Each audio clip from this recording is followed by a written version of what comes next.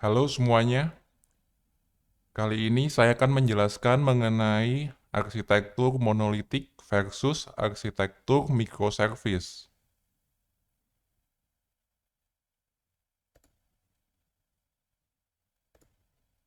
Oh iya, semua materi kuliah saya dapat diakses pada link ini.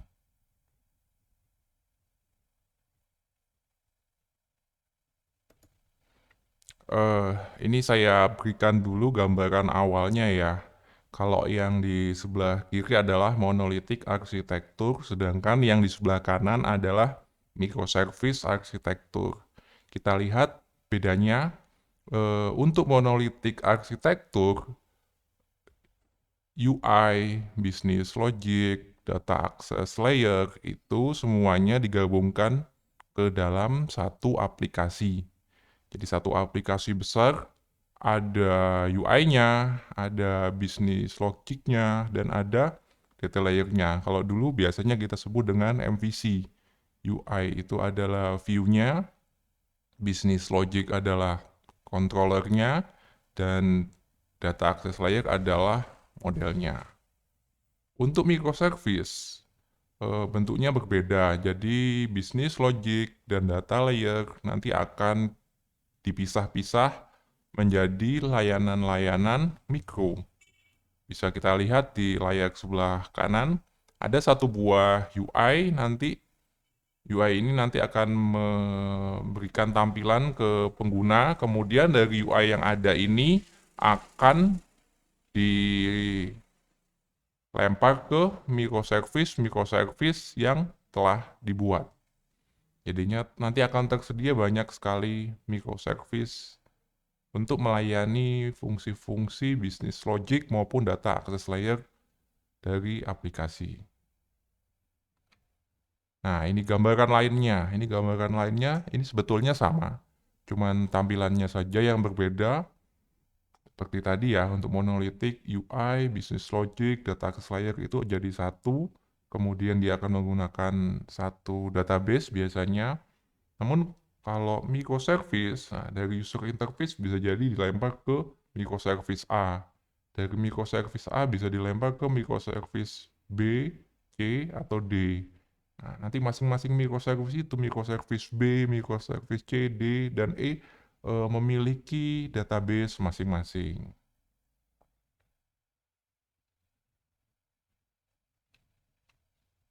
Oke, nah ini kita coba masuk ke monolitik. Untuk monolitik aplikasi, eh, bisa jadi aplikasi ini nanti diakses oleh device eh, Apple ya, yang OS-nya adalah iOS, kemudian Linux, bisa jadi smartphone, Android, atau Windows. Nah, semuanya akan mengakses ke aplikasi yang sama. Di aplikasi itu ada HTML, ada juga JavaScript, MVC-nya juga di situ, ada service-nya juga di situ, ada service lain, dan ada share data. Semua jadi satu aplikasi besar, satu proses menjalankan semuanya. Nah, nanti dari aplikasi ini akan terhubung ke database SQL. Nah, bagaimana dengan kelebihan monolitik? Aplikasi yang didesain dengan menggunakan arsitektur monolitik itu lebih cepat dan mudah untuk dibuat karena hanya satu aplikasi. Satu aplikasi semuanya dihandle di situ. Jadi buatnya cepat, mudah. Kemudian kalau kita mau nguji juga cepat dan mudah, tidak harus berpindah-pindah antara satu aplikasi ke aplikasi yang lain. Kemudian untuk deployment juga cepat dan mudah. Jadi aplikasi kita tinggal kita upload ke server atau ke cloud, sudah bisa langsung kita jalankan. Nah, biasanya yang menggunakan ini adalah eh, aplikasi web PHP ya. Jadi PHP, view-nya juga di aplikasi PHP itu, controllernya juga di situ, modelnya juga di situ. Nah, kemudian kekurangannya apa nih? Tentunya skalabilitasnya rendah. Jadi kalau nanti penggunanya sudah banyak, sudah ribuan, ratusan ribu, atau bahkan jutaan, aplikasi ini tidak akan mampu menampung pengguna yang jumlahnya sangat besar, sehingga nanti harus di deploy lagi ke server yang lain. Nah, di sini kalau semua menjadi satu aplikasi, kita kesulitan untuk mengatur skalabilitasnya. Apakah yang perlu di scalable adalah UI-nya, apakah controllernya, atau modelnya. Kemudian dependensi antar bagian sangat tinggi, karena dia dalam satu aplikasi yang sama.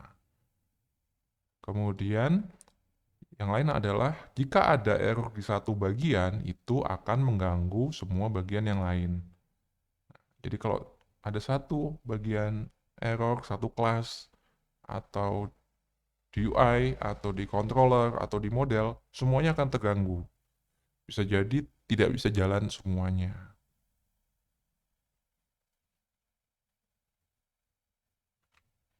Oke, kita masuk ke microservice.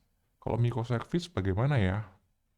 Nah, ini adalah gambaran untuk microservice. Jadi dari klien akan langsung akses ke API gateway. Nah, nanti dari API gateway ini akan dilempar dia apakah microservice nomor 1 atau microservice nomor 2, microservice nomor 3, microservice 4, atau microservice 5. Masing-masing nanti akan memiliki database-nya masing-masing. Nah, dari sini ini mudah sekali untuk di scalable ya. Jadi di sini kita bisa lihat dia punya 5 microservice. Tentunya ini sudah scalable ya. Kita bisa punya 5 buah server untuk menangani service-service yang ada. Jadi kita bagi menjadi 5 server dan 5 database. Sehingga nanti diharapkan penggunanya bisa lebih tinggi. Nah, ini gambaran yang lain ya.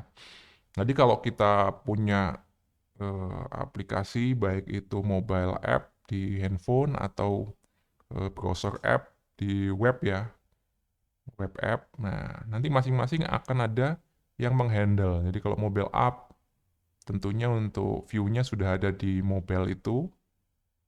Dia langsung akses ke API gateway berupa REST API.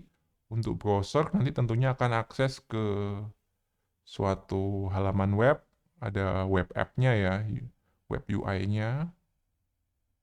Nah, nanti dari sini dia akan connect ke service yang berbeda. Ada 4 service di sini.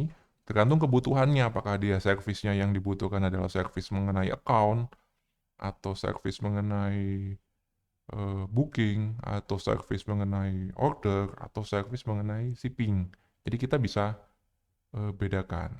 Nah, jadi kita bisa bagi bebannya tidak ke dalam satu proses, tidak ke dalam satu aplikasi, tapi ke dalam 4 service. Masing-masing service menghandle tugasnya masing-masing. Nah, nanti masing-masing service ini bisa kita load balancing, bisa kita buat deploy server lain, kemudian ada load balancing sehingga bisa menghandle pengguna yang sangat banyak.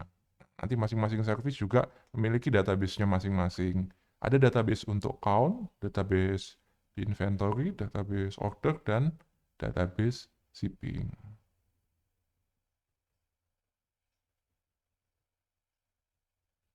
Nah, ini gambaran yang lain lagi.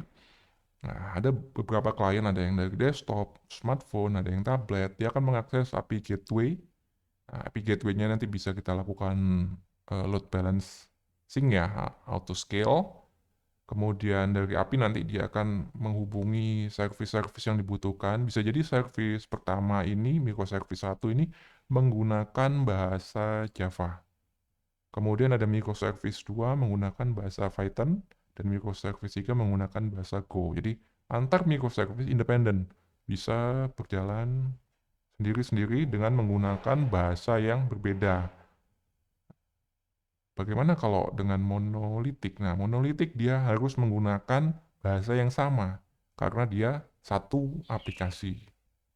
Kalau di sini kan jadi 3 microservice menjadi 3 aplikasi.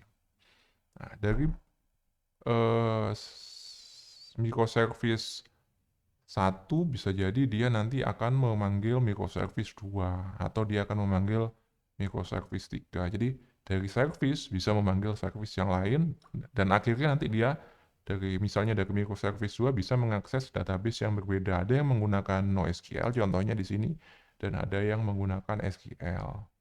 Nah, itu kelebihannya. Oke, kita bahas kelebihannya ya. Skalabilitas tinggi. Karena setiap service berjalan terpisah dan bisa kita auto scale, bisa kita load balance. Kemudian setiap service itu independen, berjalan masing-masing.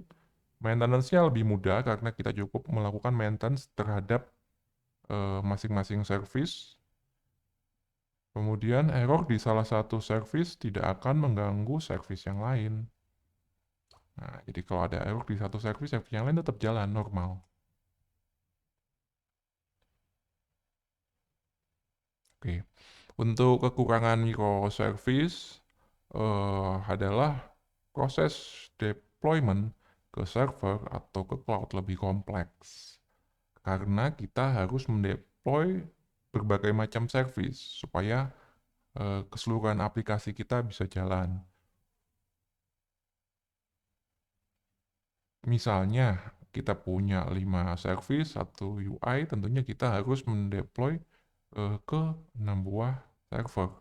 Dan bisa jadi kita akan perlu deploy ke 4 atau 5 buah database. Nah, berarti silahkan teman-teman bisa hitung ya, berapa kali deployment-nya, berapa server yang dibutuhkan, berapa database yang dibutuhkan. Nah, itu jadi waktunya lebih panjang untuk deployment. Nah, sebagai solusinya untuk proses deployment diperlukan adanya otomasi. Jadi ada otomasi-otomasi yang kita bisa lakukan misalnya menggunakan Puppet atau menggunakan Chef atau menggunakan AWS automation.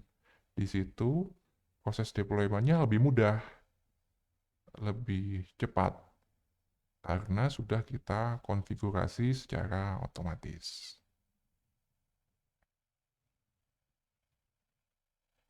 Oke, terima kasih untuk materi monolitik dan microservice. Saya cukupkan di sini. Silahkan jika ada pertanyaan. Terima kasih.